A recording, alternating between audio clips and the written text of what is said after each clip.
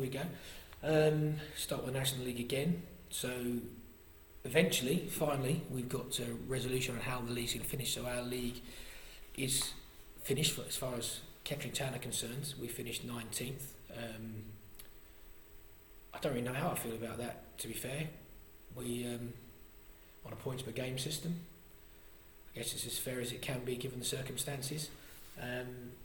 League voted for playoffs in the North and South. Every Kettering Town board member had the opportunity to vote, so I'm not going to talk about what their views were or the way Kettering voted. But to me personally, I would have gone for a points per game 2 going up. We'll see what happens with the playoffs now. I don't know how that's going to work. For me, it's an absolute minefield. What are you going to do with players that were released?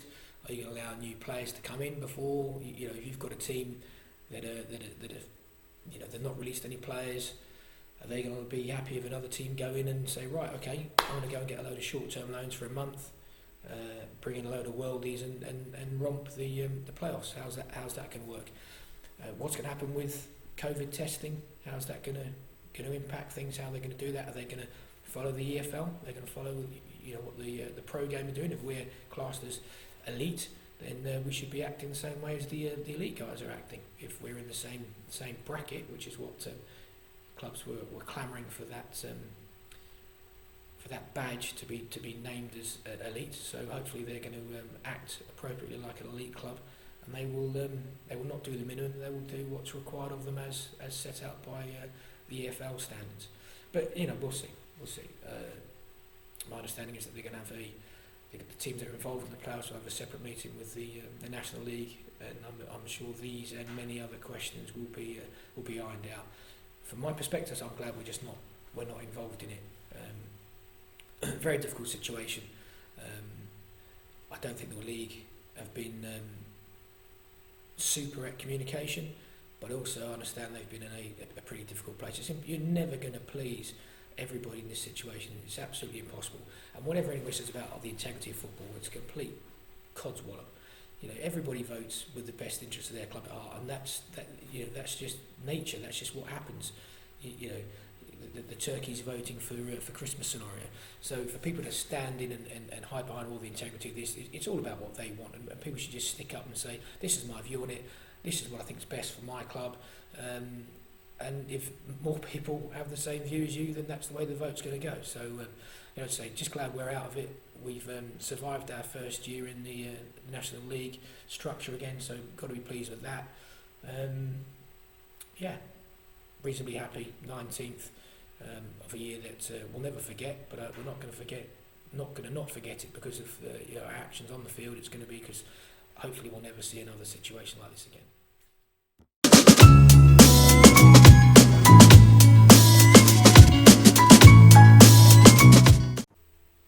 So a quick one on pre-season. We were due to travel to Jersey in July and play the Jersey Bulls as part of our pre-season package. It's unlikely that that's going to go ahead. We don't know. Obviously, we've had to pre-book all of our flights and accommodation, so we're not sure at this moment in time. The flights are not cancelled, the hotel's not cancelled, but it's unlikely that the authorities in Jersey will allow a game to go ahead. Or currently, that's the situation, and it would definitely be behind closed doors, which I don't think suits. We're hoping to give our fans a bit of a jolly, bit of a reason to travel away. And obviously Jersey Bulls are putting the game on. They want local fans to be able to go and sit in the ground and watch the game. So if it's not cancelled, I'm not really sure what will happen with that. I mean, our current preferred option is just to roll it over, and we'll actually go to Jersey next season. Hopefully they'll have had another hugely successful season as they have done this year, so they'll be winning their division. That would be great, and hopefully we'll have improved a lot on where we finished this season with our 19th. So currently, my gut feel is that's going to be off, but officially at the moment that is still an option that we at short notice we may be scrabbling a squad together and nipping over to Jersey to play a pre-season friendly. So I'll keep you updated.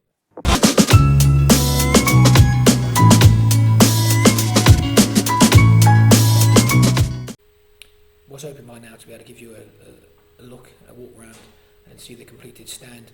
It's been absolutely lashing down this week, so thunder and lightning on Wednesday. So we couldn't have the guys in with the steels and all that kind of stuff, but we are definitely behind schedule on the stand build.